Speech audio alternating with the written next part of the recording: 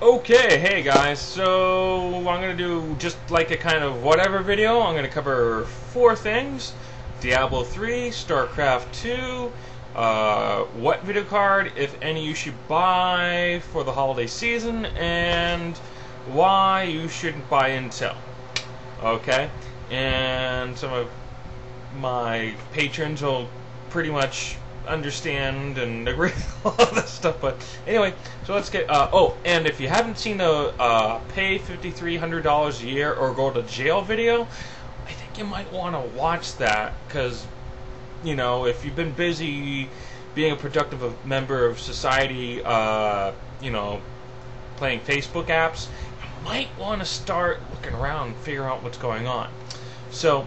Anyway, and if any of you swear in my the channel comments, I will hunt you down and slap you with the biggest trout you've ever seen. Okay? No swearing. Slap you. So anyway, StarCraft 2. The beta has been pushed back to next year. It sucks. Oh well. It looks sweet, but the thing is that it's always been a single player game for me because okay, let's think about this. Single player, LAN party, and Battle.net. First and foremost, you go on Battle.net, you get raped. Okay, that's all there is to it.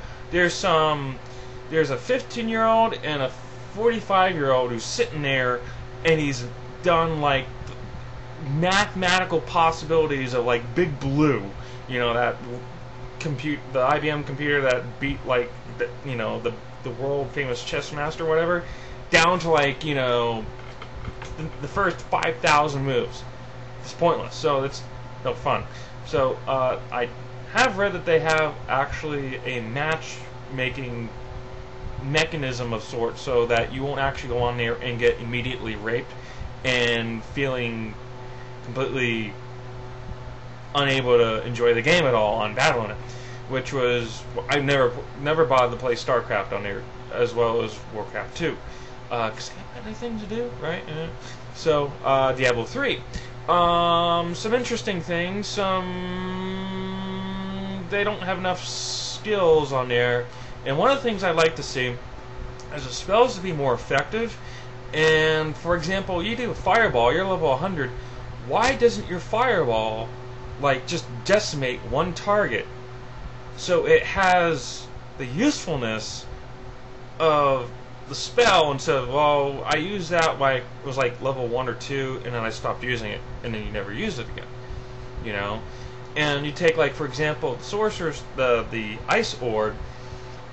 Why not? Obviously, you know, you're not just, it's not a DPS spell. It's better for freezing targets, but it doesn't really freeze targets. So why not, if it's an orb that goes forward and it spins around and shoots ice all over the place, why not make a clear path of no monsters directly in front of you and a wall of frozen monsters so the monsters on the sides can't get in your way so you can move forward, right? Well, strategy here, because I played Torchlight and I was commenting on someone else's blog, and so, you know, a little strategy, you know, would be nice instead of just going out there and killing stuff and saying, well, I guess I could use a different spell and this, you know. Played the demo of Torchlight, which was pretty cool and total Diablo clone, but it just didn't feel like I needed that potion, I needed this or needed that. But it was only a demo I played, so. Alright, video cards, and so let's get into the hardware stuff. Okay, so don't buy a video card. Just don't. No go. Alright, unless you're going to go out and buy a 4870 for like $140 or something like that, don't bother. The 5,000. So here's the thing. TMCS or whatever. I'm not sure. I know I got that wrong. They manufacture the actual chips for ATI/AMD, and their 40 nanometer process is they're getting like 30% yields. Okay, so that means 70% of all the chips they bake they can't use. That's not pretty good. They didn't, ATI, AMD didn't really order a lot, so, and of course they wanted to please investors by saying, hey, we launched at the end of the third quarter, so there's no supply to meet the demand. You don't want a 128-bit memory interface video card, so you don't. So basically, the 5700 series and lower is no, don't buy it. Unless you're really a casual gamer and you maybe like play World of Warcraft or something, and that's it. Like you and your girlfriend play World of Warcraft. Now, if you play anything other than World of Warcraft and maybe, do 3D fish screensavers, then yeah, you want a 256-bit memory interface on the video card. So again, either stick to like a 4870, maybe a 4850. You might still find a 4830. That's the lowest clock 4000 series with a 256-bit memory interface.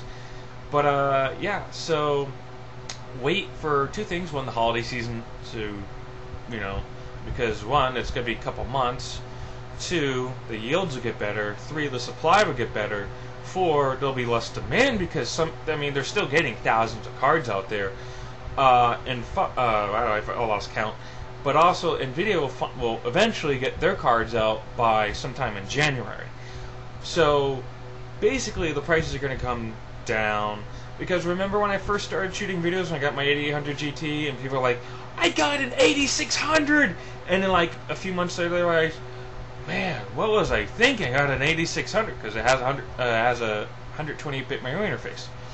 The reason why you don't want to do that is because if you overclock 1 megahertz with a 128-bit memory interface card on the memory, it's the equivalent of getting 500 kilohertz overclock on a 256-bit memory interface card, because the memory interface is the bus between the GPU and the GDDR memory. So the narrower the bus, the faster you have to push information to get the same amount of information. So that's why I'm always like, okay, get the slowest clock 256-bit memory interface card, because guess what you can do? You got the wide bus, because there's no way you can clock a bus. The bus is physically built that way. But if you get the lowest clock card with the widest bus, hello, overclock headroom right there. So, all right, and I've got 3 minutes roughly. So, the big thing, everyone's like, oh, I'm gonna wait and get a Linfield CPU, the dual channel Core i5s or whatever. Okay, look, when you build a system, keep in mind that the refresh rate of your monitor is 60 hertz. Those 1 Hz translates into 1 FPS.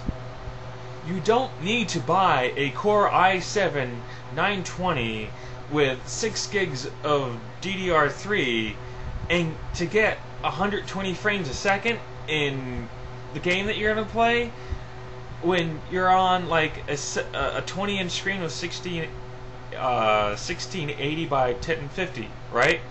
The thing is that you need basically 30 frames or more. So if you're getting 40 to 60 frames a second, you don't need more. Also, the new Core i5 or the Linfields or whatever, I don't remember, I think it's 1156, you're not getting 6-core CPUs. You're not getting 8-core CPUs. That's it. You're done. It's a value series. This is for mainstream consumers. All right. You get 16 lanes total for PCI Express. I think it's like 18 or 19. That means you're going down to 8x. So, in fact, I think I'll shoot another video to explain that, because I'll go into that in another video. So yeah, you get a high-end motherboard without having to pay for like $300 for a freaking CPU from Intel, which is like the cheapest, right? So, and of course, I've unlocked my 4th core, so I bought at the time, and I got a friend online that recently moved from Florida, lucky bastard. So unlocked multiplier and unlocked 4th core. You could get an X3 720 Black Edition for $120. You want an unlocked multiplier, it's $1,000 from Intel. So there you go. And you get a much nicer motherboard for under $200. and you don't need an FX. You can actually run Crossfire or SLI. There is an SLI motherboard for AM3 now, by the way. You can run 8X and 8X with Crossfire SLI, and you're only going to notice the performance degradation if you're running on a 32-inch screen, basically. So, anyway, I'll try to shoot some more videos soon, and I'll see you guys around. Thanks for watching, and check out the other video, like I mentioned. Now in the more info over there, wherever they moved it to now. So, thanks for watching. See you guys around.